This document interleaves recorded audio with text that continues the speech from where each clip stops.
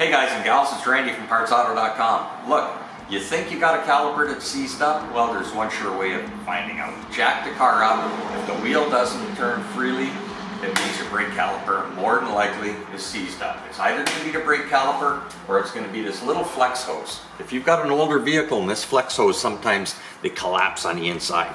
It'll allow the fluid to come through, put the caliper on, but when you let go of the pedal, the fluid will not go back up and out. If that happens, then the caliper is seized.